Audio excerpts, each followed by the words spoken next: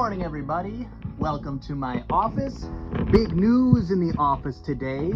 Added some gas heat. So this is huge news. What I was using is this Eden Pure, which is great if you're just trying to keep a basement in a heated house warm. But in my garage, office, quotes, air quotes, office, it just wasn't able to keep up. But this, fire up for an hour, garage is up to temperature, and then I get to wear a regular hat and a light coat, which in a couple hours I'll shed this as well. Gonna pull a couple orders today. Also gonna give you a quick look around.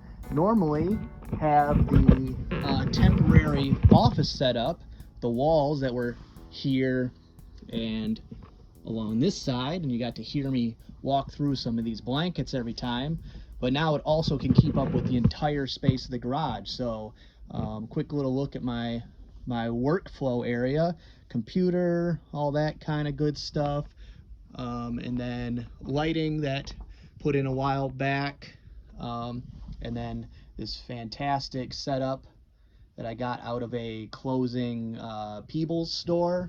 My testing area is now back up and running because now, without having to have that room built, I actually have access to the back, so it's not such a pain to test all my stuff. TV there, my head unit, receiver, CD player, speaker, things like that, so I can test anything quickly. Just swap out a couple cords and I can do it very, very quickly. So first off, let's see what sold today.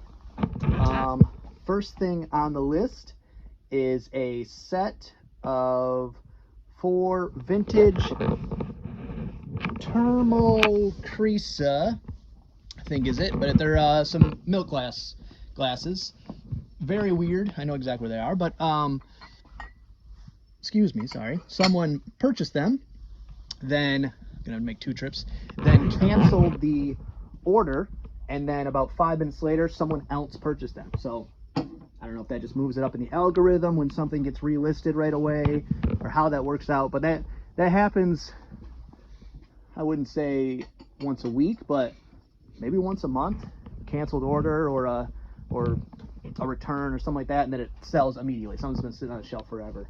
So I got those, and those sold for $10. I took an offer on that.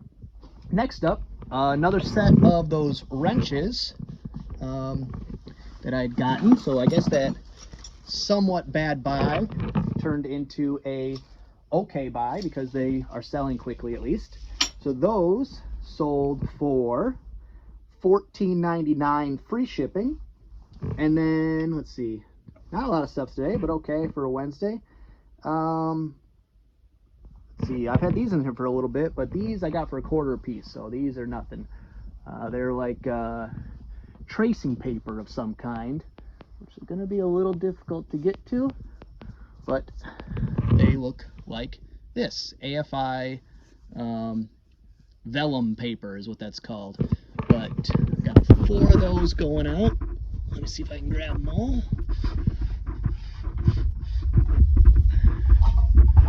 All right, and those sold for $23.99 plus shipping. Took an offer on those as well. So get those packed up. Okay, so I wasn't really sure what was going to be in the video today. I didn't really have a good idea, and sales weren't crazy high.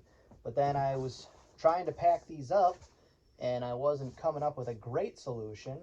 So once I figured it out, I figured maybe if somebody else has a problem, that I can help through packing up something a little longer. And it almost, if it had just been 3 of them, it would have fit perfectly in, let me grab one. It would have fit perfectly in one of these 2-sided Priority Mail tube mailers. They fold into a triangle, and they were the perfect length.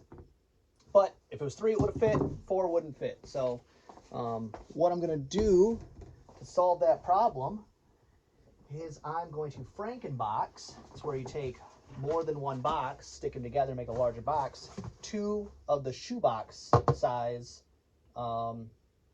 priority mail mailers, which they do call shoebox. Some of them have numbers, some of them have almost like a SKU number, but the shoebox ones are called shoebox. So what I'll do, I might already have a second half because I do put them together quite often when you just need a little bit more length.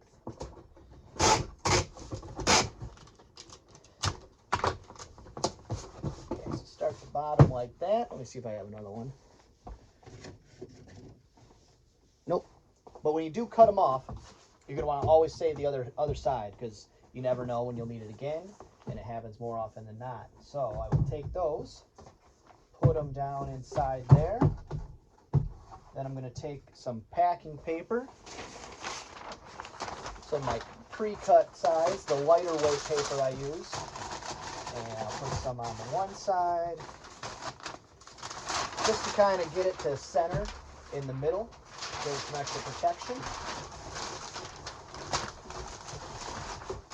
Doesn't need a lot, not really much that could happen to these.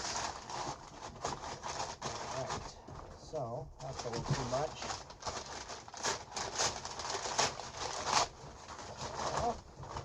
Alright, get them centered in there real nice. Then, take second shoebox.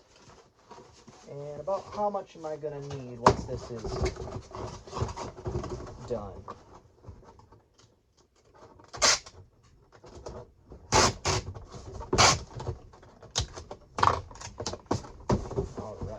Now you're going to want to get it past the tabs.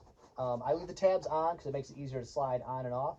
But you want to get past the tabs so that you don't end up with a hole, a gap, where water or anything could get in. So I'm going to end up needing most of this box. So I might just use the whole box. Alright, so what you do is you get your tabs kind of folded in a little bit, and your other tabs folded out a little bit. Make sure all your sides are going in there nicely.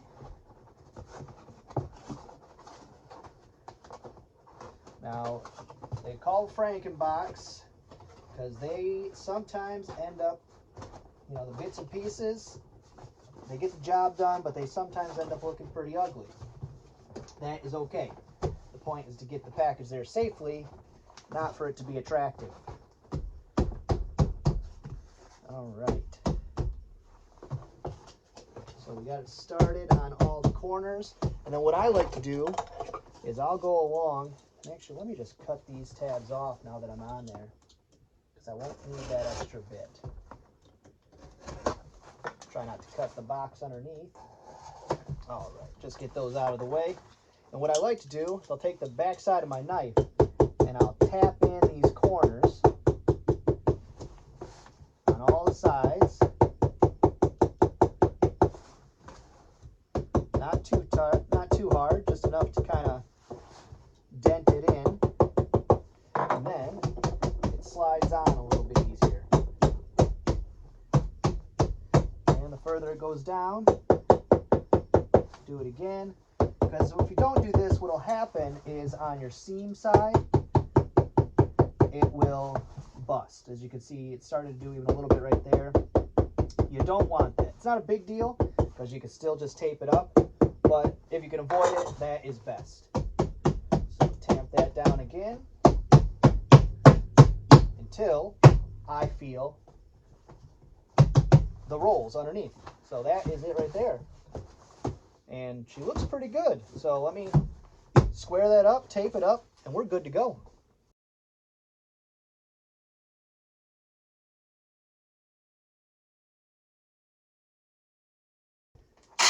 Now, some people do get confused about Frankenboxing with USPS priority. You are allowed to alter any USPS box as long as it's not regional or a flat rate. But all the regular priority mail, you can chop and size and do whatever you need to do to make the box you need. And it still ships priority mail.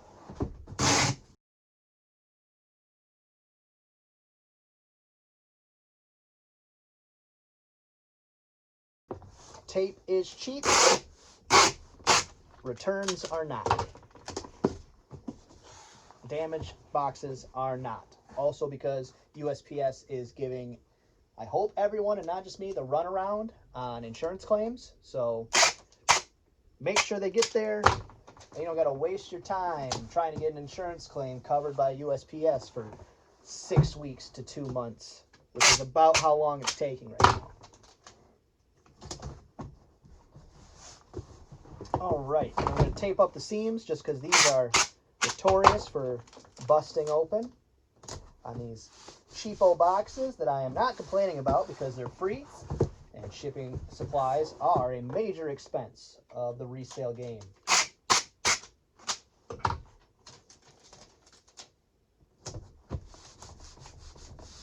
All right, and there we are. She ain't pretty, but she'll work. Let's get a label on it and send it out. All right. Slap a label on it. Good to go. All right, well, today I've been working on getting rid of my death pile, my money pile. So at one point I was picking up a lot of Tupperware, and for some reason I thought the best way to do it was, and I thought of this with a lot of things, was to accumulate a bunch of them and then attempt to list them all at the same time, because maybe I'd be in the same mindset, or I could put sets together. That's a bad idea. Get something, list it. If it's missing a part, either buy the part, order the part, or list it without the part. Don't sit it around. That's costing you money. It costs you space. It costs you money. If your hands are on it, list it. So today, I spent most of my day listing a tote, a large size tote of Tupperware items. And so the one upside of that is you learn a lot about a specific category quickly. Not so much quickly, but you amass a lot of information in a short period of time. So yeah, quickly. I guess that works. And what I found out is if it is dirty, it's not worth it. If it isn't super cheap, it's not worth it. Now, most times, that's why I was picking up Tupperware, because it's cheap. Garage sale, 10 cents, 25 cents for things. But the things that do have value, that are worth picking up at the right price, of course, everything at the right price. First off, tumblers. They come in various colors. You want the vintage ones. They never really stopped making them, and they're easy to tell.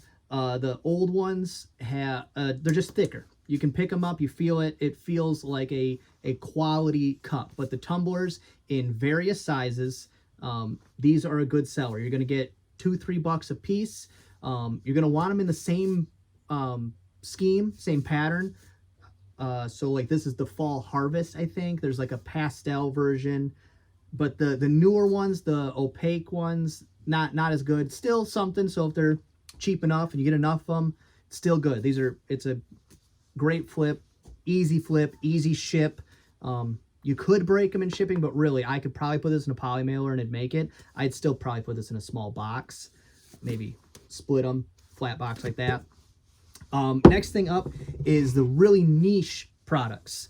Now, these aren't going to be quick sellers, but they do sell. One of them, which was hard for me to even find listings of, this is a ravioli. They were saying also pierogi, but if my pierogies were this small, I would eat a tray of them. So ravioli maker, that stuff like that, and things like this, which is a, get the lid off here, your government cheese, your brick cheese holder. So it goes in there, slides in and out. People were also calling this a butter dish, but I don't know any sane person that would use this as a butter dish. This is a cheese holder.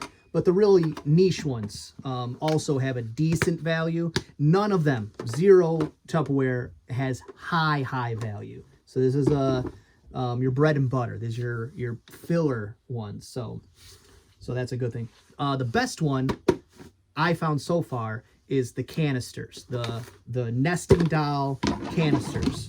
You want to make sure they're the matching sets, the lids are right. Now you can mix and match if they're in the same scheme like this, but you don't want a green lid on an orange one, but you could have, 2 orange and 2 green or 2 brown, and those seem to sell as well too. But then you'll see they have individual, if I can get a good, nope, can't really see it very well, but you can see the kind of, there's a pattern on there. And there's different ones. Price doesn't seem to matter between those. But all in all, would I do that again? No. Would I pick up Tupperware at a garage sale for cheap? Maybe. Depends. Really what's happening. When I was starting out, this was a great item. Cheap, fairly quick flips, fairly easy to ship, not super heavy. But now as I've built up my inventory and my knowledge of different things that are at this level, you know, your $10, $15 items, I try not to carry any of them. Most of my items are 25 and up. So then you can have small space like I have. I have a limited area.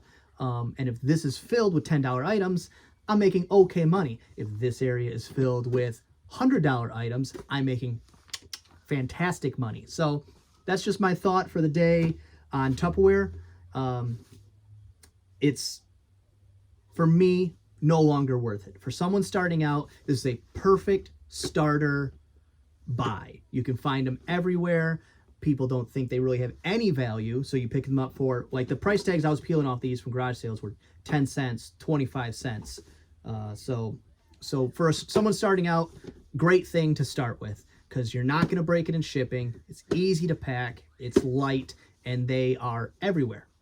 Go to a garage sale, local thrift store, you can find Tupperware in all varieties. But the tumblers, I'll keep picking up the tumblers. That's easy to do.